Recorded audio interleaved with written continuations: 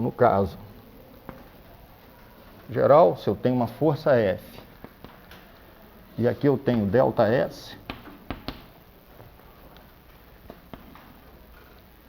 e esse ângulo é um ângulo θ, o trabalho, nesse caso, vai ser o módulo de F, trabalho feito por essa força, quando o corpo se desloca de um ΔS para cá. Vai ser o módulo de F, módulo de ΔS, cosseno do ângulo entre esses dois, cosseno do ângulo de θ. Olha o que vai acontecer nesse caso. Eu vou fazer uma representaçãozinha. Vocês já viram como é que eu posso decompor um vetor em componentes? Então veja se eu não posso pegar esta força que está aqui e decompô-la em duas componentes. Uma componente que eu vou chamar de componente amarela e outra componente que eu vou chamar de componente azul.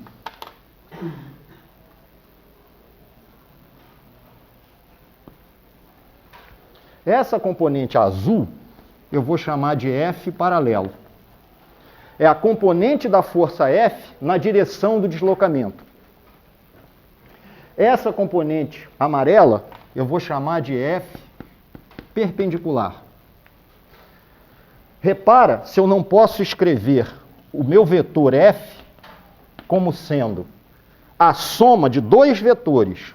É o vetor F paralelo mais o vetor F perpendicular. Se eu pegar esse vetor paralelo, somar com esse, o que eu vou obter? Alguém falou de soma de vetores com você. Eu tenho um vetor aqui, V1. Eu somo com esse vetor V2. Qual é o vetor que eu encontro? Como é que eu ligo esse cara? Como é que eu escrevo graficamente? Como é que seria a soma desse negócio? Tem aqui uma origem O, vai ser aonde? O que eu faço? Eu saio daqui e vou até onde? Isso que está aqui, ó, seria a soma V1 mais V2, é isso? Então, olha só, saio daqui e somo com esse, o que eu vou obter? Essa coisa aqui. Então, isso que eu escrevi aqui está correto. Beleza? Eu sempre posso pegar um vetor e decompô-lo em quantas componentes eu quiser. No caso, no plano, eu boto duas componentes que satisfazem esse negócio. Uma componente paralela a ΔS e a outra perpendicular a ΔS. Eu desenhei ΔS aqui mais ou menos horizontal, mas eu podia ter ΔS assim, né? Eu faço a componente perpendicular a ele e a componente paralela a ele. Eu sempre posso, uma direção, ter uma componente. Pode ser até que uma delas seja zero, mas eu sempre posso pegar uma direção arbitrária e projetar na componente perpendicular e paralela àquela direção. Ora, nesse caso, então, se eu substituir essa história aqui, ó, no trabalho, olha como é que eu poderia fazer essa brincadeira aqui. Ó. Eu vou definir, a gente definiu o trabalho como sendo F, bolinha, ΔS. Eu peguei esse F e escrevi ele como sendo um F paralelo mais um F perpendicular. Bolinha, ΔS. A única coisa que eu fiz foi substituir na definição de trabalho, aonde tem F, eu boto essas duas componentes. Essa operação de produto escalar é distributiva em relação à soma. O que quer dizer isso? É uma coisa que vocês já fazem à beça com números. Eu posso pegar essa coisa que está aqui e eu vou fazer, separá-los numa coisa que vai ser F paralelo, bolinha, ΔS, mais F perpendicular, bolinha, ΔS.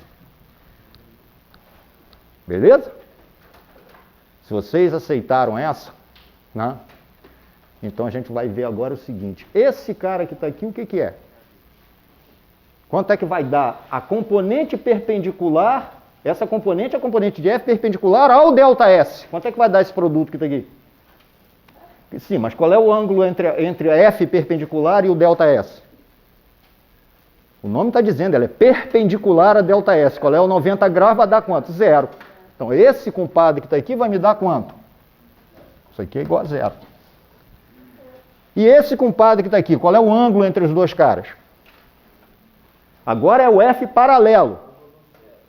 Então, o cosseno de zero vale 1. Então, esse cara que está aqui vai ser o quê? O módulo de F paralelo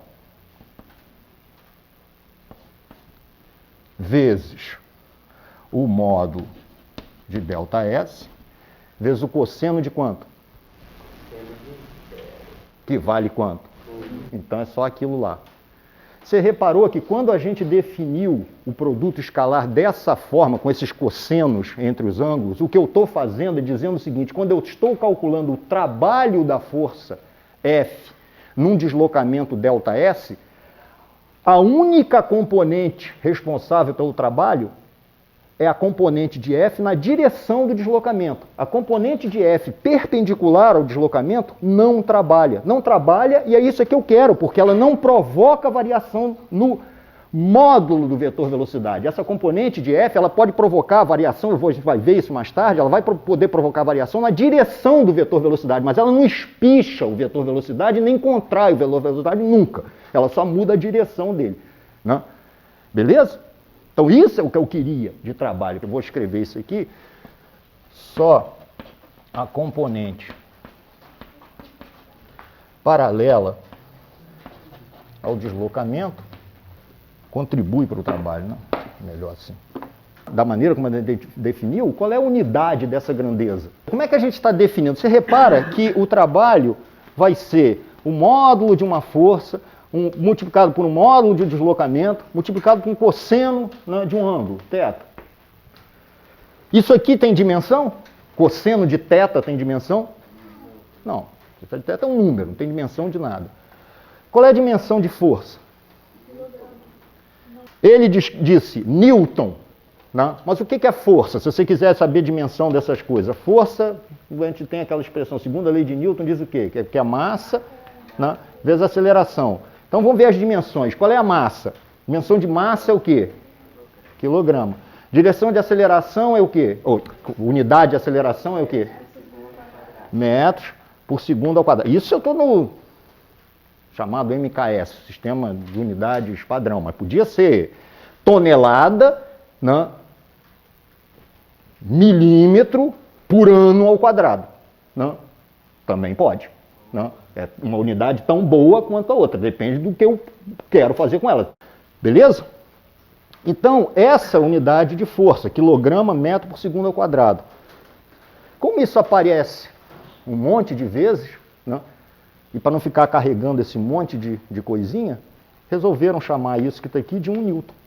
Então, 1 quilograma, metro por segundo ao quadrado, equivale a 1 Newton, em homenagem a um Newton que pariu essa formuletazinha que está aqui. Né? Então, o que tem aqui? Vamos escrever isso aqui como Newton, ou se você quiser, vamos continuar, quilograma, metro por segundo ao quadrado. E ΔS tem unidade de quê? De metro. Então, qual vai ser a unidade de trabalho? Quilograma, metro ao quadrado por segundo ao quadrado. Ou, se você quiser, Newton vezes metro, também é mais fácil, né? Porque esse aqui já é Newton, quilograma, metro por segundo ao quadrado, que é força, é Newton, né? Vezes metro. Força, Newton, ΔS, metro. Então, vai ser Newton vezes metro. Né? Isso que está aqui é o que se chama de 1 joule. Ok? Então, 1 quilograma, metro quadrado, segundo quadrado, ou 1 Newton metro é 1 joule.